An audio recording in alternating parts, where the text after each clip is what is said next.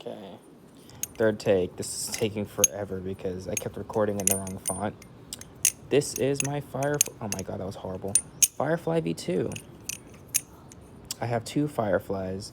This one's the Tang Pin version, and the other one is my Zen Pin version that I got from a trade that I sort of regret, but we're not talking about that. I might talk about it later. But this is the Firefly V2. I got it as a gift for Christmas back in 2024 from my brother, which was exciting because this was my very first high-end ballad song. The only thing I had before this was the Nabala's Volt. Well, I had other things, but the most high-end thing I had before this was the Volt, which I did not enjoy that much after outgrowing it, which I want to talk about soon. I got rid of my Volt for that reason, but I'll talk about that one day.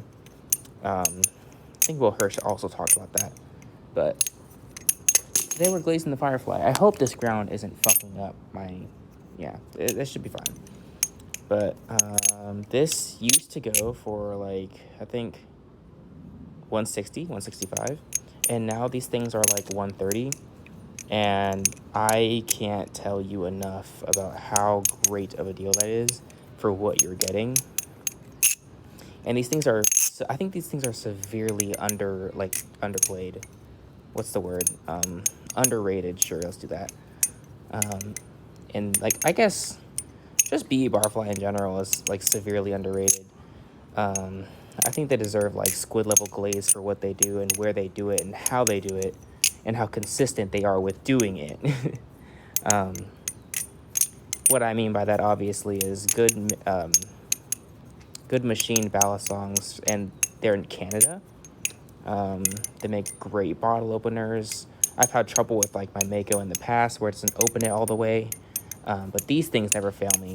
Hardened steel, you get really thick 6061 aluminum, so even if it is because it's 6061 aluminum, which is machined really well, by the way, you're getting a really big clonk. So this thing will last you your whole life. You can get buried with this thing because of how long it'll last you. My friend has a V1. That thing's beat to shit. Still flips perfectly fine. I really want a V1. I will get that in the future. It'll be a future video. I'm gonna make sure it's either green or purple though. That's for sure. What was I saying? Yeah, good manufactured ballad songs. They're in Canada. They always have every color, or recently. Not recently. They've always been really good at being consistent with things being in stock and with as many colors as possible. And they have, I think there's only a couple ballads in their lineup because I think they stopped selling the Pro series, and I think the OG series disappeared for a while but is back now. But then of course there's the Firefly, Cuda, and then the Superfly, which is their big three. And this one is so severely underplayed out of all of them. It is 6061 aluminum, hardened steel. I got this blade. I originally was gonna get the Talon blade, but I mean I'm not complaining. Firefly is a Firefly. Obviously green. It's on bushings, and it's a clonker that does everything that I ask it to. I mean, this blade has the most or the least amount of blade weight, and it still does fans perfectly fine. I think the only con about this one is that it's the Tang Pin version, so it will eventually deteriorate, just the handle gap anyway, which I don't mind. I like the way the Tang Pin looks, but I do want to get a new Zen Pin version just because I want a Firefly that'll last my entire life. But I just like the way this looks. I don't know. And I think that it feels thicker around the handle when I'm chaplaining and rollovering when it's a Tang Pin version, because it has to meet the length that the Tang Pin has. So the handles are somewhat slightly bigger, and I love big handles. The jimping's fine. That doesn't really matter because I can't ladder anyway. The grip, it can be a little slippery sometimes, but overall, the milling kind of makes up for it. And obviously the side dent, which you can't really feel, but it's fine. And these things look amazing on lube, specifically Carbon Honey. I would say just any heavy lube will probably do the job. This thing distributes weight amazingly for not having any like end screws or like modified abilities, or like, you know how you can like put weights in the ends or screws or take them out. No modified weight, and it still carries that distribution and weight perfectly fine. Actually, just amazingly overall. The thickness of the handles and how they're shaped are really good with chaplains. The oh shoot, because there's not too much weight in the end right here, it makes fanning really, really good too. So all kinds of fans, all kinds of rollovers.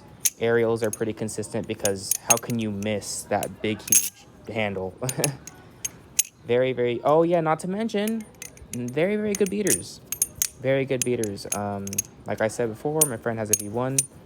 That thing is beat to absolute hell and is perfectly fine. So you get a great flipper for the price that'll last you forever, whether you decide to beat it or not.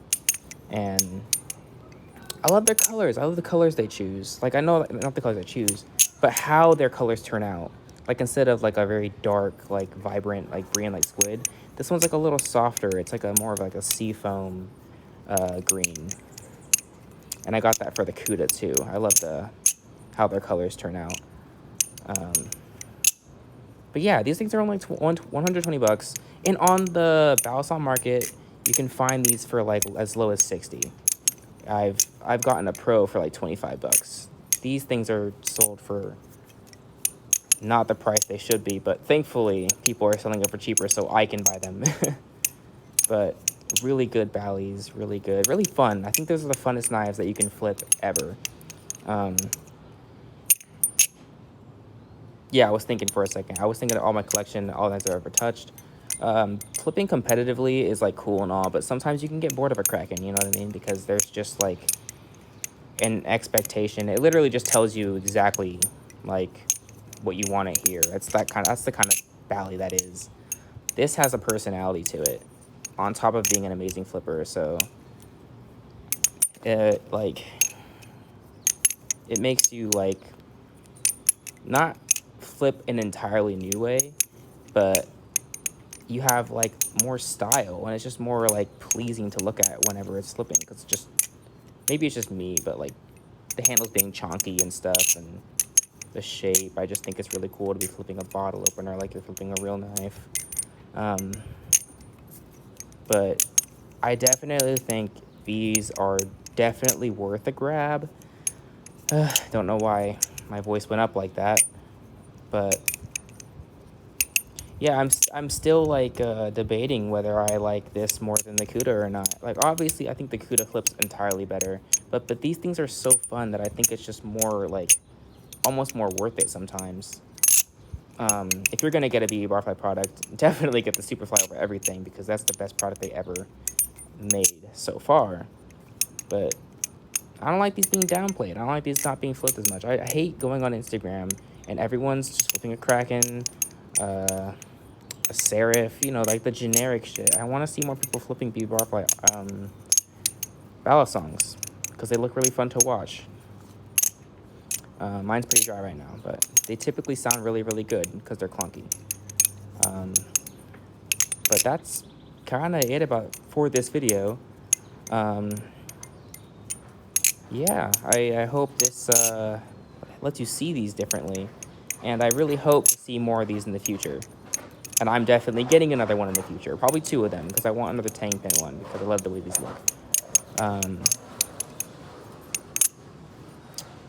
Yeah, get a Firefly. These things are great. Probably in the next 2 days, I'll talk about that Volp thing and the issue with the Volp, and a couple issues with Nibali's. I'll just make a video about Nibali's in the next 2-3 days. That's a bigger topic, so probably 3 days. But yeah, hope you guys are having a great day. I hope this persuaded you just a little bit. And yeah, that's about it. I'll see you guys later. Ciao.